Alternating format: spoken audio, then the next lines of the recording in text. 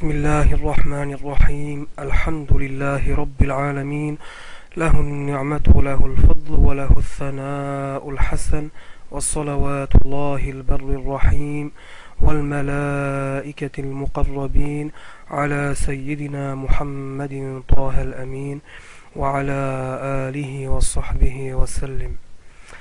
Assalamu alaikum wa rahmatullahi ta'ala wa barakatuh, mes frères et sœurs. Donc le sujet d'aujourd'hui va porter sur la secte des wahhabites, pseudo-salafis. Alors il faudrait savoir déjà pourquoi on les appelle wahhabites. Donc on les appelle wahhabites tout simplement parce que ce groupe donc a été fondé par Muhammad ibn Abd al-Wahhab il y a à peu près 250 ans.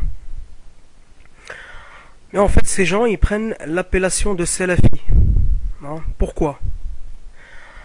Parce qu'ils prétendent suivre en fait des gens du salaf, qui sont les gens des 3 premiers siècles de l'Hégire.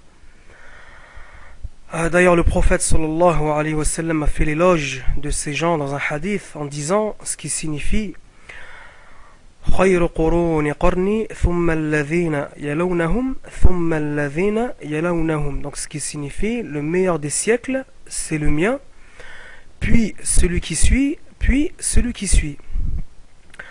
Alors il faut savoir que ces gens, les salafs de l'époque, avaient une particularité qui n'a rien de semblable avec les pseudo-salafis d'aujourd'hui. Donc on compte parmi les salafis donc Al-Bukhari, Muslim, l'imam Ahmed, l'imam Shafi'i, l'imam Malik et autres. Ce sont quand même des grands savants sur lesquels la communauté donc ils prennent ces gens comme référence.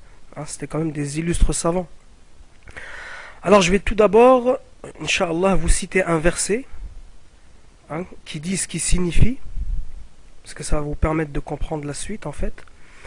Donc ce verset qui dit: il est celui qui a fait descendre sur toi le livre. On y trouve des versets clairs qui sont la référence du livre et d'autres apparemment équivoques. Ceux dont les cœurs penchent vers l'erreur s'attachent aux versets apparemment équivoques en voulant par ça la discorde. Donc on comprend de ce verset que le Coran il contient des versets clairs et des versets équivoques. Alors je vais vous expliquer qu'est-ce qu'un verset clair et qu'est-ce qu'un verset équivoque. Alors un verset clair, c'est un verset en fait qui contient un mot dans la langue arabe qui ne peut supporter qu'un seul sens. Je donne un exemple. Qul huwallahu ahad. Dit lui, Dieu est unique. Un autre verset qui dit Laysa kamithlihi shay, qui signifie rien ne lui ressemble. Donc là, je vous ai cité des versets clairs. Et qu'est-ce qu'un verset équivoque? Un verset équivoque, c'est un verset qui contient un mot qui peut supporter plusieurs sens dans la langue arabe. Alors je vais vous citer un exemple.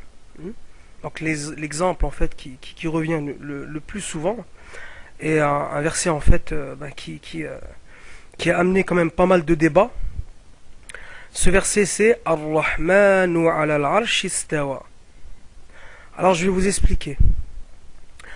En fait, si on interprète ce verset au sens apparent, ça voudrait dire, c'est pas la vraie interprétation, mais en fait ça voudrait dire que Allah s'est assis sur le trône, s'est établi sur le trône. C'est totalement illogique, ça je l'ai expliqué dans l'audio précédente.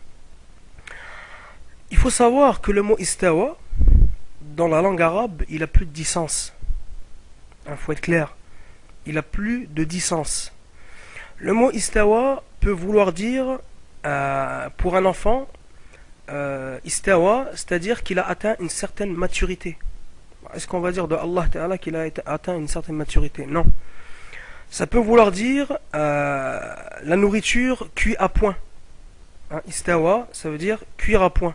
Est-ce qu'on va dire de Dieu qu'il cuit à point? Faut être sérieux 2 minutes. Il a aussi le sens redresser une chose qui est courbée. Donc on va pas dire que Dieu il est courbé ou tordu et qu'il se redresse. Ça n'a aucun sens. Et il a aussi le sens de dominer.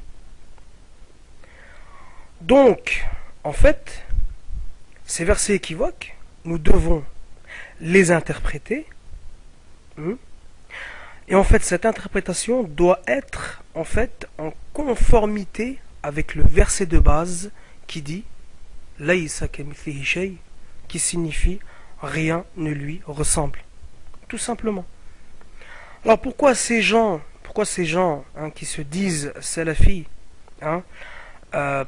prétendent qu'ils sont salafis? Je vais vous expliquer.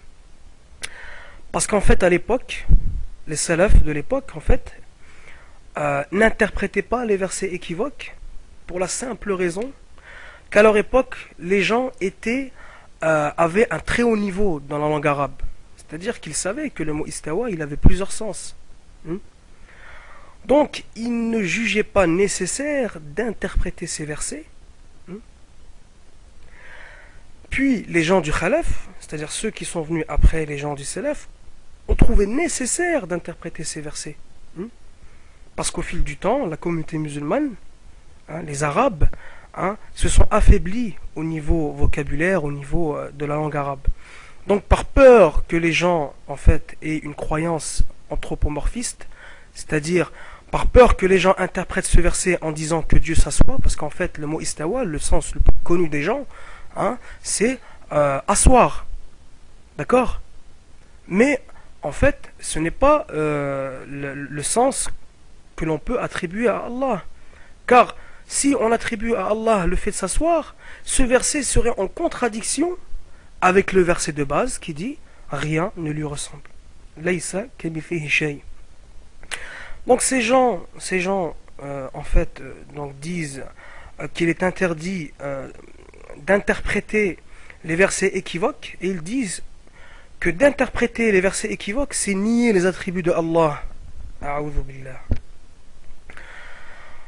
Alors le prophète lui-même, sallallahu alayhi wa sallam, il a fait une dua pour Ibn Abbas, radiyallahu anhu, Ibn Abbas qui était bien sûr un interprète donc, du Coran. Il faisait l'exégèse du Coran, il était réputé pour ça, qui était un compagnon.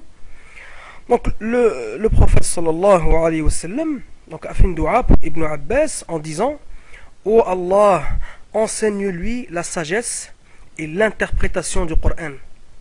Est-ce que le prophète va faire une dua pour Ibn Abbas en demandant à Allah de lui enseigner l'interprétation du Coran?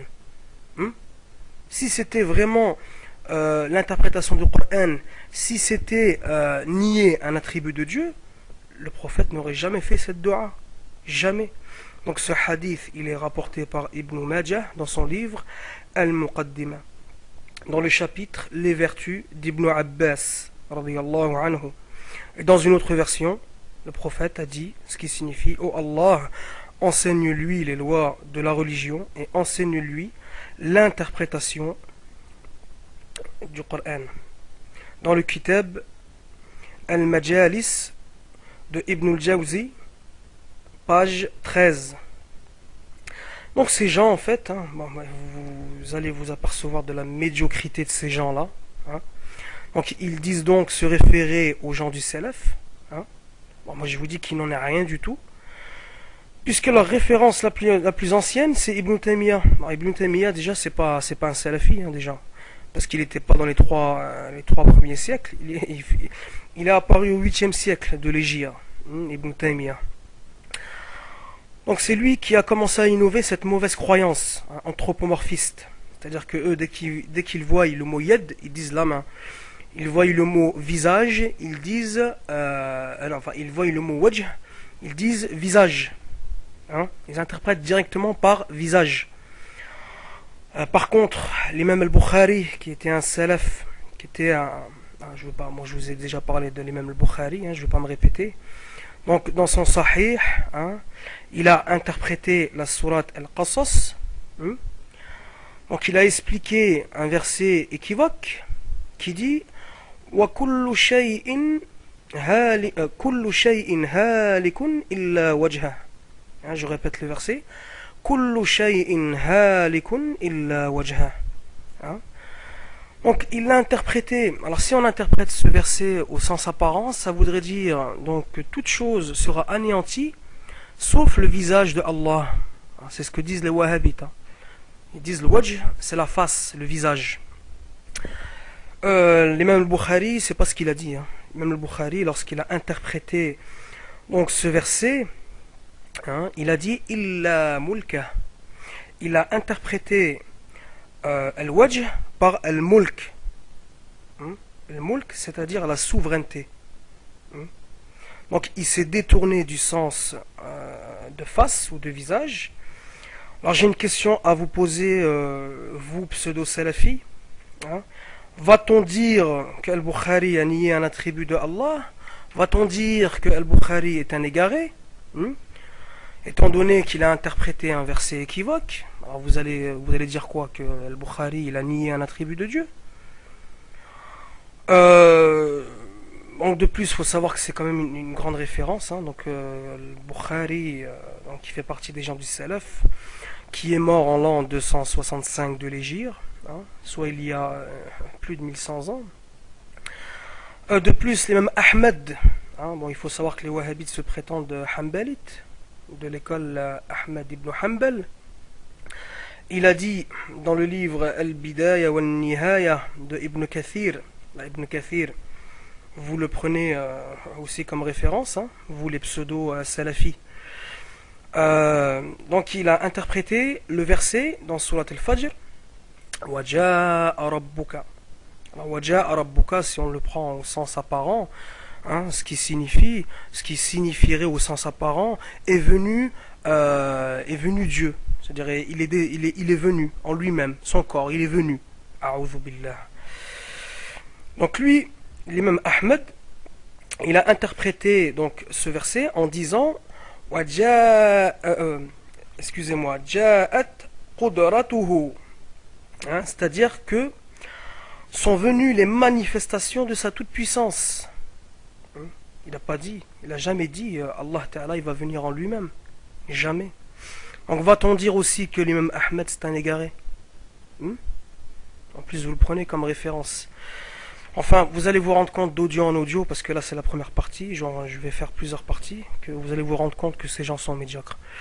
Donc Ibn Uthaymin, qui est une référence chez les wahhabites, pseudo-salafis, dans son livre Fatawa al-Aqida, il donne son interprétation au sujet du hadith al-Nuzul. Alors le hadith al-Nuzul c'est quoi? En fait, le hadith qui parle... Parce qu'en fait, eux, ils disent que Allah Ta'ala, il descend en lui-même. Ils disent que Allah, il descend en lui-même. Donc, je reprends les termes de Ibn Uthaymin, donc, qui dit que c'est une descente véritable de son propre être. Donc, il dit en arabe, Nuzulullahi nafsahu haqiqatan. Donc, il dit que c'est que Allah, il descend réellement. C'est un corps qui descend. Donc là on va quand même voir l'explication de l'imam An-Nawawi dans un de ses célèbres livres références qui s'intitule Sharh Sahih Muslim. Donc l'imam Nawawi vous connaissez tous, il a écrit un commentaire du recueil de hadith où l'imam Muslim dans les chapitres de la prière il a expliqué l'imam Muslim il a expliqué donc ce hadith. Ce hadith commence par Yanzilu Rabbuna ila as-sama'i dunya. Donc si on le prend ce hadith au sens apparent, ça voudrait dire que Allah il descend en lui-même jusqu'au premier ciel, au dernier tiers de la nuit. Donc je vous citerai dans une prochaine audio ce hadith en entier. Sur ce hadith, l'imam Malik, Ibn Anas et Al-Awza'i ont interprété ce hadith en disant que c'est la miséricorde, son ordre et ses anges qui descendent. Alors je vais vous donner un exemple pour approcher les idées. C'est comme si on disait par exemple le sultan a fait telle chose dans tel pays, alors que ça a été fait par ses hommes, sous son commandement. Ça ne veut pas dire que c'est lui qui est venu en lui-même. Donc ça, c'est pour rapprocher les idées. Donc, rendez-vous un peu compte de la médiocrité de ces gens-là. Ils ne se gênent pas pour mentir sur les vrais salafs, les gens du salaf. Hein. Je vais faire, Inch'Allah Ta'ala, une deuxième audio, hein, et on va détailler encore plus, Inch'Allah. Et petit à petit, Inch'Allah, vous allez vous rendre compte de la médiocrité de ces gens. Ya Latif. Assalamu alaikum.